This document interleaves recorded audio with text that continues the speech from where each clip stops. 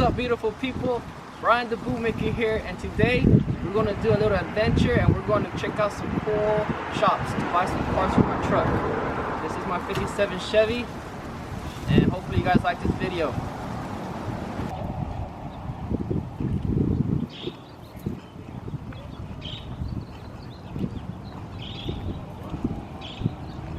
Oh, and it's washed. I cleaned it. Looking extra shiny. Good. Alright, but for real though, so leaf spring or four link? That is the question. Along with the budget, I think it's what are you really gonna push the truck to do? Are you gonna go racing? Like, are you gonna go drag, like take it to the drag strip? Like, I would think four link would be better, but for leaf springs on daily driving, I think that's probably your best bet.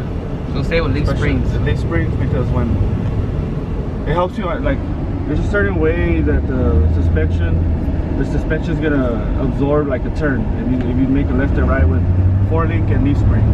Yeah. So with the leaf spring, is very tension. Like there's a lot of tension the whole time. I saw someone who did. I think someone put sway bars. Should we add sway bars? Sway bars. So my brother had a little too much fun last night. So right now he's trying to get hydrated. We're at Chevron. We're trying to get some water. It's a different style vlog. Hopefully you guys like it. It's like a behind the scenes of how I'm building my truck. You know, a 1957 Chevy 3100 step side big window has been my dream truck for a long time. I have stories where like I almost got it, but I didn't because certain situations. So this is like a dream come true for me, and I'm really looking forward to building this truck with my brother. Left or right? You park anywhere over there.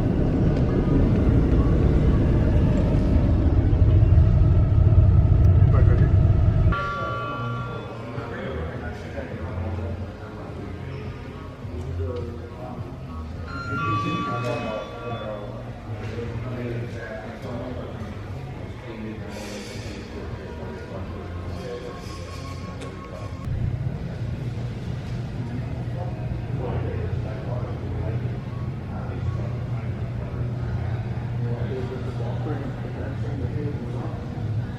These are the knobs. Check it out. These are the coilovers. These are the coilovers? Yeah, you could see how you could adjust the height, and you could adjust the damping with these knobs. So it depends on whatever you're gonna do. It's just considered four link. This is a little different. This is for A bodies. The A body is set up different. This is it. Oh, this will be my front truck, exactly. This is it. We're gonna get a kit to weld this in. See how. Just say this is your frame. This is the only thing that we have. The kit, we're gonna end up welding this and then welding this. The gearbox, and then all the steering linkage. So you see the difference. This is very much what you're replacing as with the rack and pinion. This part. Yeah, this is the gearbox setup, and then the rack and pinion. I feel like the rack and pinion is. What does my colors have? Gearbox. That drop. So think about this. What's that spindle for though? This one's gonna be for Chevy 2 No, number. but what's it do? Where's the part at? That is so. This is where the top control arm and this is the lower control arm bolts on. Oh. This is what keeps. This is the bridge between those two, and then in the middle, that's where you put all the bearings, all the where the wheel spins. So this is a regular spindle. When they say drop spindles, 2 inches, they just move this up here. Because these ones would sell it without the coilovers. Yeah. And then you'd have to buy them, which is literally the same as this. And that'd be $1,200. And that's a bolt-on kit as well. You gotta weld. Well, mostly Oh, bolt-on. other but on the you gotta weld housing. them in. On the housing, right? Right. Okay. That's the 20. So where'd you get the 33? That's for the 23. oh, 23. 23 said Mustang with the coilovers. That'll be complete front end with the coilovers. And it comes with leaf springs? Yeah, that comes with, I think, with the leaf. Oh, you're looking at that kit. Yeah, that'll be leaf string setup.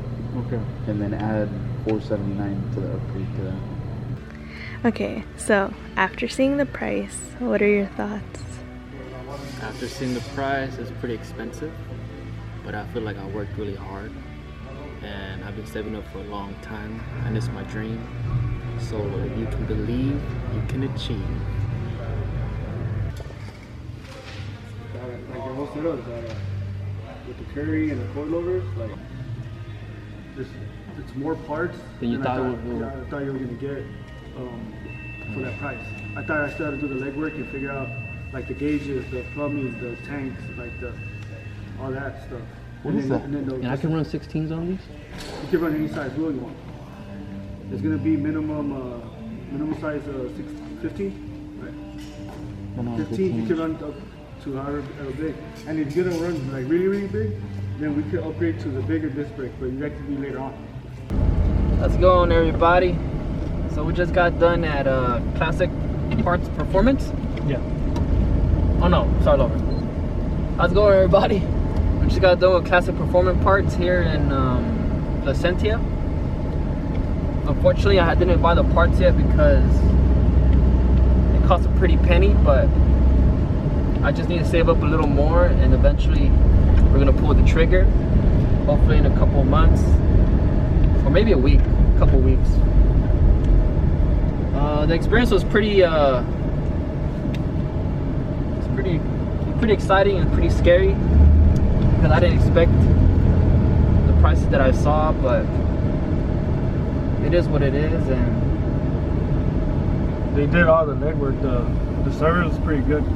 Like they pretty much put your whole build together for you and did all the guessing and all the figuring out what's gonna mesh with what. So like, I feel the experience was pretty good. Source it to the junkyard and figure it out because it's a budget. But like I've only like dreamed of buying all this for my car. More like brand new. Exactly, with the curry rear end and everything. Like I've only dreamed about it. I'm like, I can't see myself like dropping all that, or you know, I'm more of a budget builder because I don't have it. So I just make it work with what I got. Oh, you get you try to find the scraps and polish them out, and yeah, you know. And then for me, that's part of the treasure. That's really the treasure hunt right there, and I feel like that's a big part of it. Like it's not just going in there and buying. It's more like I gotta go hunt for this part. I gotta go look for this. It's the whole experience of, and then you see it all come together, and you're like, you know, like yeah, man. Like I kind of went on a treasure hunt to put the whole car together, and it turned out good. Everything meshed, everything flowed. You know, using stock parts, putting it together, seeing I could get the brakes from this type of car and then make it work on whatever I'm putting together. 215/70.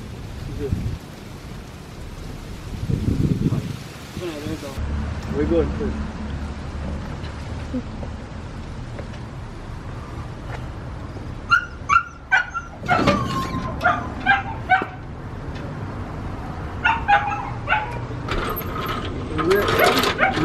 How about the housing? Yeah, the differential. Too low?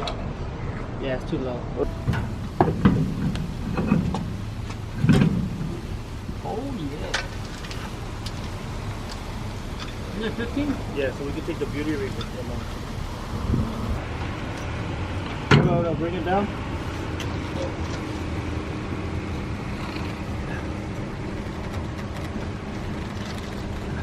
God dang, kind of hard.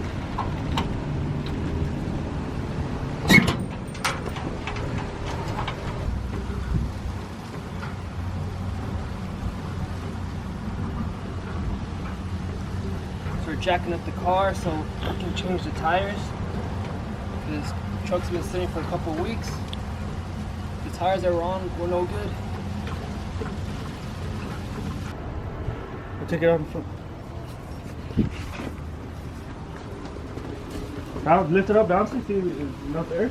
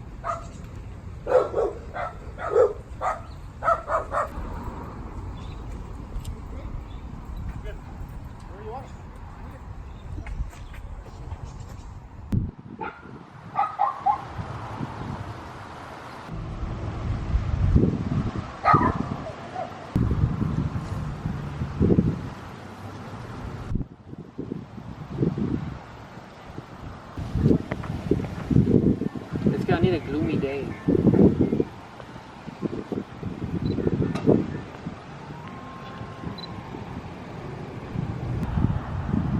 What's up, beautiful people? Hopefully you guys enjoyed this vlog. It was a pretty fun day today. I took out the truck to show you guys what's the condition of the truck, and it really needs a lot of work. And let me show you guys what it looks like inside. So, in my opinion, I'm gonna redo the whole inside of the truck. You see that? How the interior is all beat up. They used to use it like, I guess, more of a racing style truck. And yeah, I'm not really I don't really like the interior. Not my type, not my style. All the rust. I'm gonna have to fix all this rust. I'm not even feeling the bench seat as well. The bench seat's pretty also not my style, but I guess the diamond shape was very popular back in the day. The steering wheel is gonna go. Probably new dashboard. I'm not gonna do leather interior. Yeah, it's a lot of work, but it's gonna be fun.